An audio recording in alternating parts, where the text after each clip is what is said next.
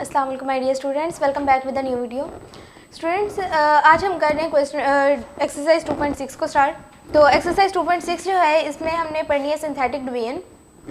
आपके पास जो पहले आपने डिवीजन पढ़ी है वो आपके पास सिंपल होती है कि आप डिवाइड इस तरह करते हैं कि 25 आपके पास वैल्यू दी गई है, आपने 6 से उसे डिवाइड करना है। तो 6 4s आर 24 और 1 रिमाइंडर। इस तरह से आपके पास क्वेश्चन दिया होता था जिसमें आप 4 को जो ऊपर वाली वैल्यू इसे आप कह देते थे क्वोशिएंट, ठीक है, और जो नीचे 1 बचा है इसे आप कह देते थे रिमाइंडर, ठीक है। ये तो होते हैं सिंपल जो हमारे पास डिवीजन मेथड हो। लेकिन ये जो हमारे पास 2.6 है इसमें वो क्या कह रहा है कि use synthetic division to find the quotient and the remainder. हमने सिंथेटिक डिवीजन के जरिए रिमाइंडर और क्वोशिएंट निकालना है। और क्वेश्चंस उसने हमें यहाँ पे दिए हुए हैं कि 3 क्वेश्चंस हैं, इनको हमने सोल्व करना है। अब स्टूडेंट्स, सिंपल डिवीजन का तो मैंने आपको बता दिया कि इस तरह से हम सिंपल डिवीजन करते थे। लेकिन अभी जो हम कर रहे हैं वो है हमारे पास सिंथेटिक डिवीजन।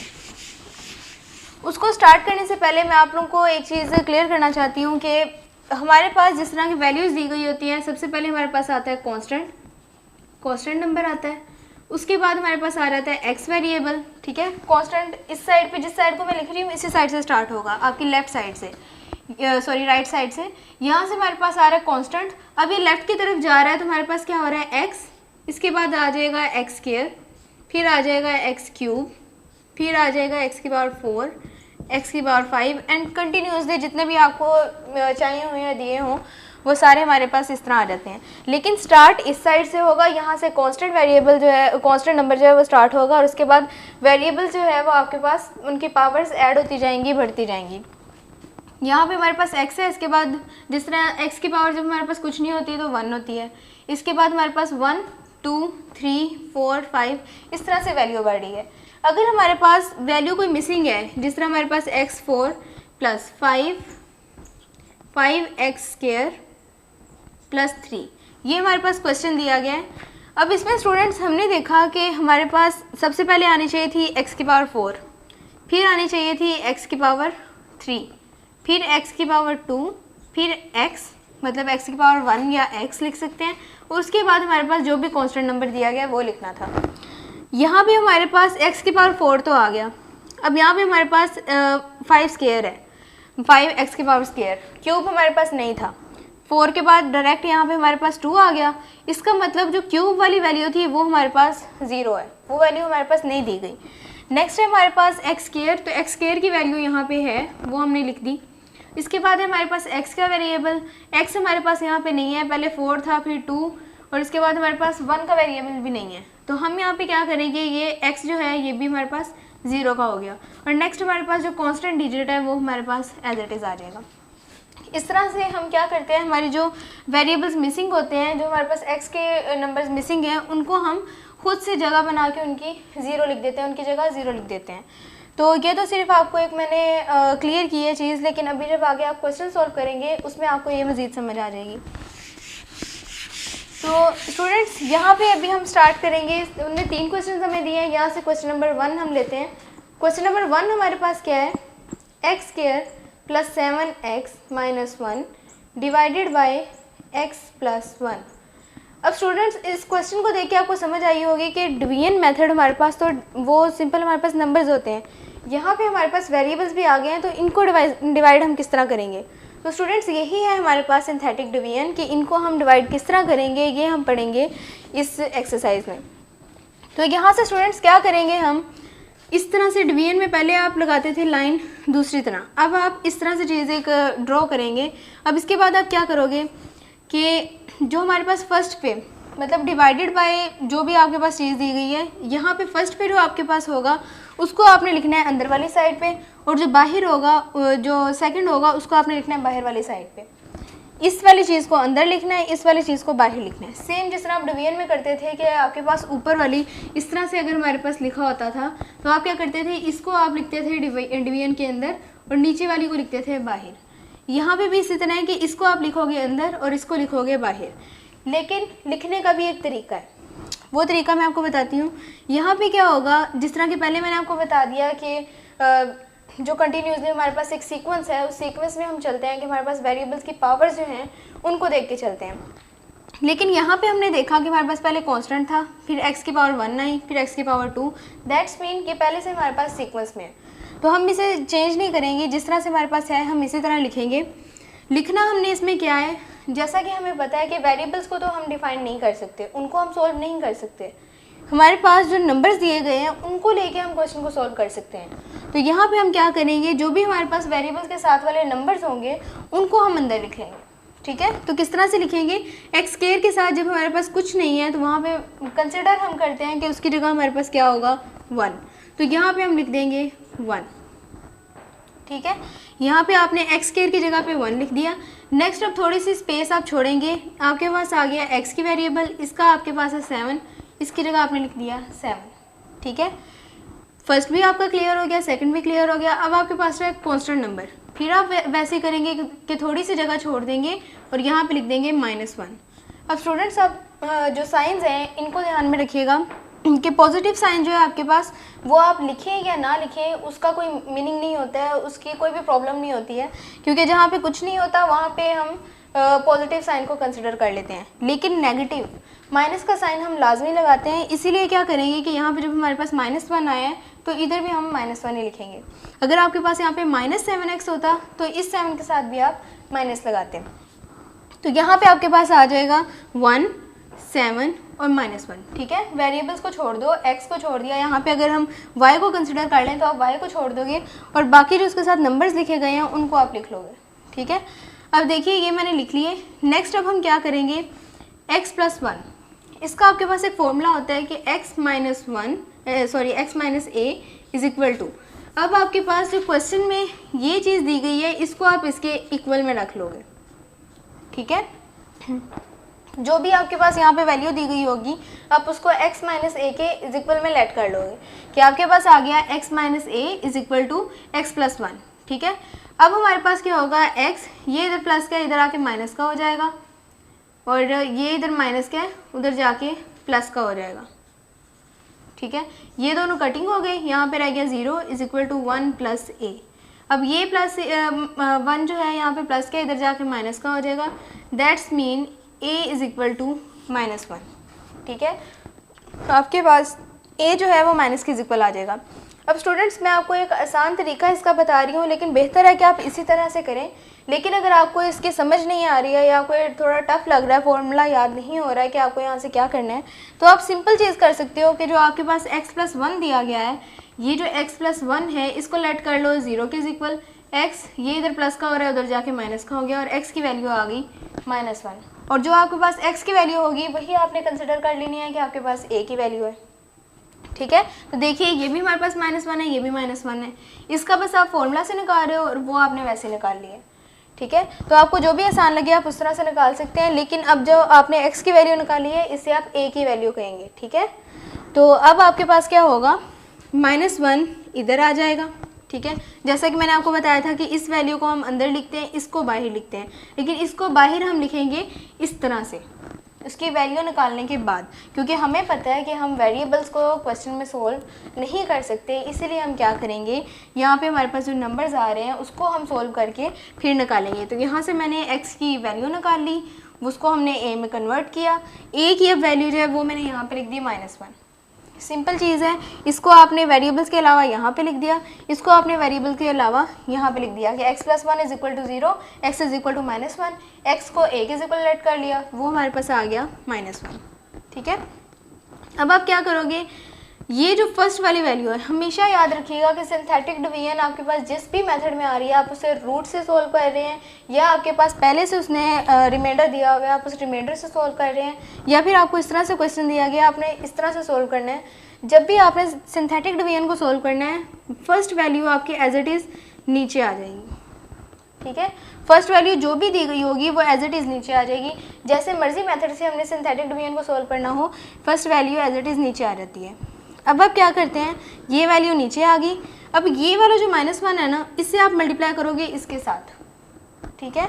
मैं आपको फर्स्ट आंसर में लिख रही हूँ -1 × 1, इस -1 को इससे मल्टीप्लाई करेंगे तो यहाँ पे आ जाएगा -1। स्टूडेंट्स ये जो चीज़ आप लिखते हो ना कि -1 × 1 हुआ = -1, इसी चीज़ को आपने इस तरह से लिखना है, यहाँ पे मैं आपको शो कर देती हूँ। ये आपके पास इस तरह से आएगा, यहाँ से इधर आएगा और यहाँ से इधर आएगा, ठीक है, कि आपने मल्टीप्लाई किया इन दोनों को, फिर जो आंसर आया उसको यहाँ पे लिख दिया। नेक्स्ट आप क्या करोगे, इसमें से माइनस करवा दोगे, 7 में से -1 हुआ तो 6 आ गया, ठीक है। ये देखें यहाँ पे अब आपके पास आ जाएगा 6। अब आप क्या करोगे, पहले तो आपने इसको इससे मल्टीप्लाई किया, -1 आ गया, अब इनको माइनस किया, 6 आ गया। नेक्स्ट अब आप क्या करोगे, इस 1 को 6 से मल्टीप्लाई करोगे, क्या आएगा -6, उस -6 को यहाँ पे लिख दोगे, ठीक है। अब मैं आपको मज़ीद इसमें हेल्प कर देती हूँ। यहाँ से क्या होगा, मैं कलर्स में इसको लिख देती हूँ ताकि आपको ना इजीली समझ आ जाए।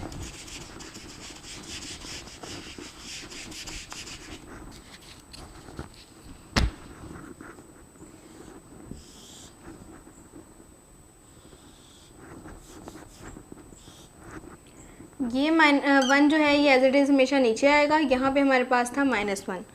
अब आप क्या करेंगे कि सबसे पहले हमने इसको इससे मल्टीप्लाई किया, अब ये जो आंसर आया इसको यहाँ पे लिख दिया तो आ गया -1, ठीक है। अब 7 में से -1 हुआ तो आ गया 6।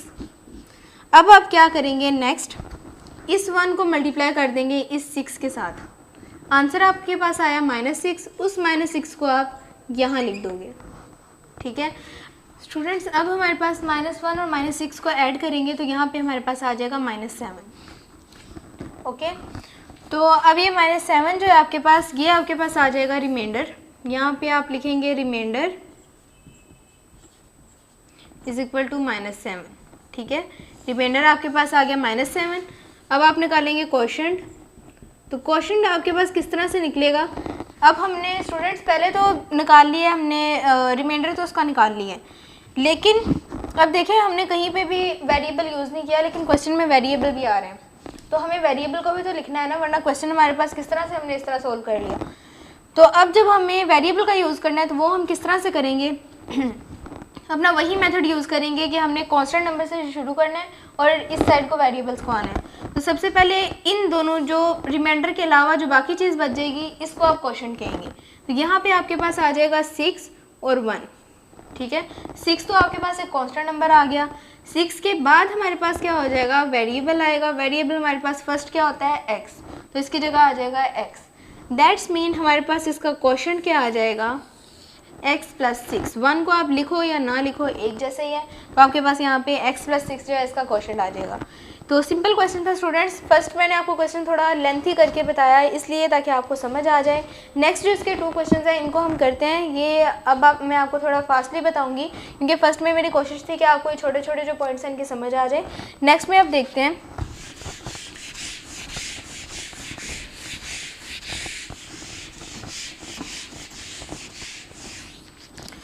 तो स्टूडेंट्स क्वेश्चन नंबर 2 अब यहाँ पे हम ले रहे हैं 4x³ - 5x + 15 divided by x + 3, ठीक है।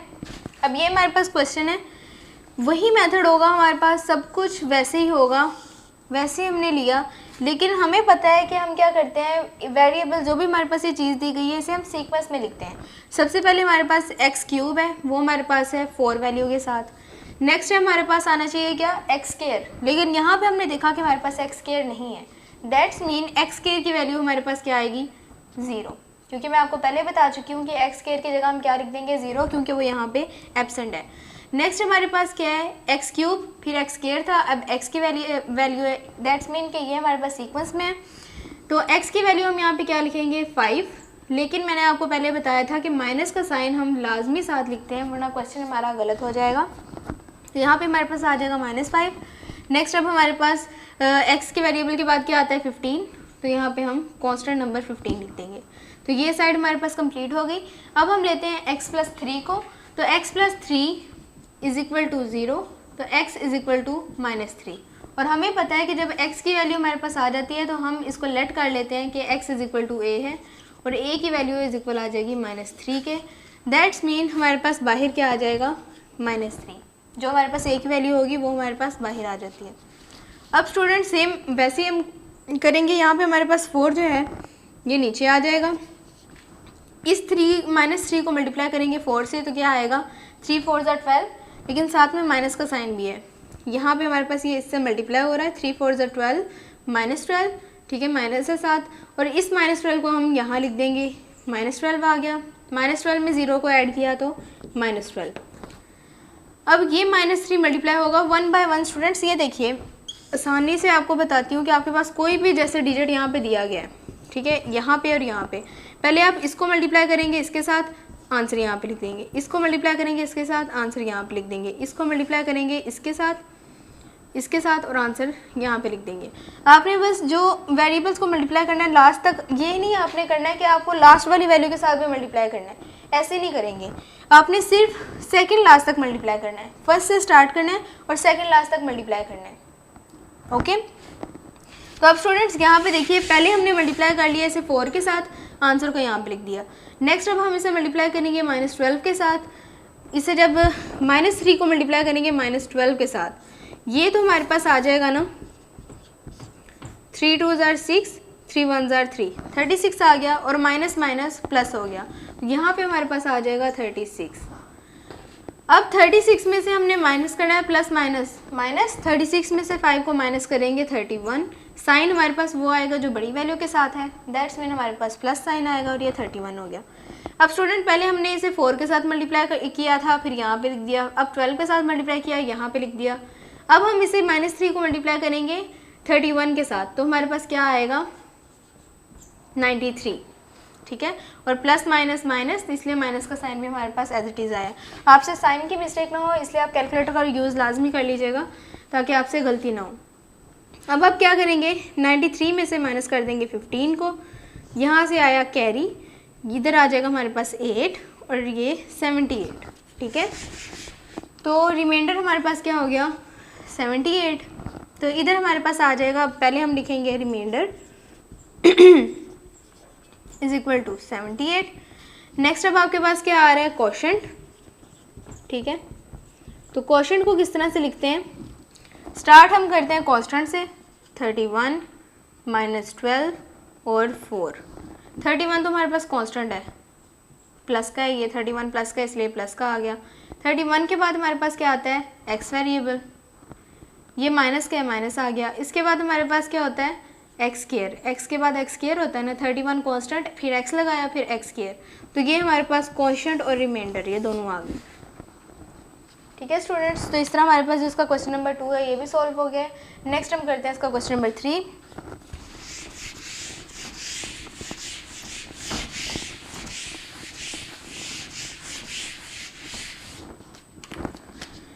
तो क्वेश्चन नंबर 3 में अब हमारे पास क्या है, x cube plus x square minus 3x plus 2 divided by x minus 2। तो इधर हमारे पास क्या आ जाएगा, हम पहले देखते हैं कि हमारे पास सारी वैल्यू सीक्वेंस में हो, जिसके साथ कुछ नहीं होता उसके साथ 1 होता है, तो क्यूब की जगह आ जाएगा 1, फिर स्क्वायर है उसकी जगह आ जाएगा 1, ये सारे हमारे पास लाइन में जा रहे हैं। ठीक है, 3 2 1 और फिर कॉन्स्टेंट। इधर हमारे पास माइनस का साइन इंक्लूड करके -3 और नेक्स्ट है हमारे पास 2। अब डिवीजन के जो बाहर लिखना है वो हमारे पास क्या है, x minus 2 is equal to 0, x is equal to 2। ठीक है, let x is equal to a, तो a इज इक्वल आ गया 2 के। ठीक है, तो बाहर हमारे पास आ जाएगा 2। अब हम क्या करेंगे, ये 1 हमारे पास एज इट इज़ नीचे आ जाएगा, जैसा कि मैं आपको पहले भी बता चुकी हूँ, फर्स्ट वैल्यू हमारे पास जो होती है वो हमेशा नीचे आ जाती है वैसे ही। अब हम 2 को मल्टीप्लाई करेंगे 1 से, 2 1 ज़ार 2, आंसर यहाँ पर लिखेंगे। इस क्वेश्चन में स्टूडेंट्स मैं एरो नहीं लगा रही हूँ ताकि आपको एरो के अलावा भी समझ आ जाए। यहाँ पे अब क्या होगा, 2 1 ज़ार 2 आ गया, 1 और 2 ऐड किए तो 3। पहले हमने 2 को 1 से मल्टीप्लाई किया था, आंसर यहाँ पे लिखा। अब हम 2 को 3 से मल्टीप्लाई करेंगे, आंसर यहाँ पे लिखेंगे 6। 2 3 ज़ार 6, ये प्लस का ये माइनस का है, प्लस माइनस माइनस, 6 में से 3 माइनस हुए तो 3, साइन वो आएगा जो बड़ी वैल्यू के साथ है तो प्लस आ गया। दोबारा हम मल्टीप्लाई करेंगे, 2 3 ज़ार 6। ठीक है, ये दोनों ऐड हो रहे हैं तो यहाँ पे आ जाएगा 8, तो रिमाइंडर यहाँ पे हमारे पास आएगा 8। नेक्स्ट हमने निकालना है इसका क्वोशंट, तो क्वोशंट हमारे पास यहाँ पे होगा स्टार्ट हम कहाँ से करते हैं, कांस्टेंट से, 3, 3 और 1, ठीक है। ये तो हमारे पास कांस्टेंट है, प्लस का कांस्टेंट है। नेक्स्ट हमारे पास आ जाएगा x, ये भी प्लस का है, फिर आ जाएगा x स्क्वायर, तो ये हमारे पास इसका रिमाइंडर और क्वोशंट दोनों आ गए।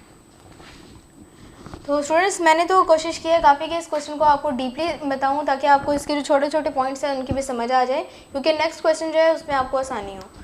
तो स्टूडेंट्स तीनों क्वेश्चन इसके फर्स्ट पार्ट जो है ये कंप्लीट हो गया है। इसमें आपको जो भी क्वेश्चन की समझ नहीं आया आप कमेंट करके पूछ सकते हैं, इंशाल्लाह ताला मैं आपको रिप्लाई करूँगी।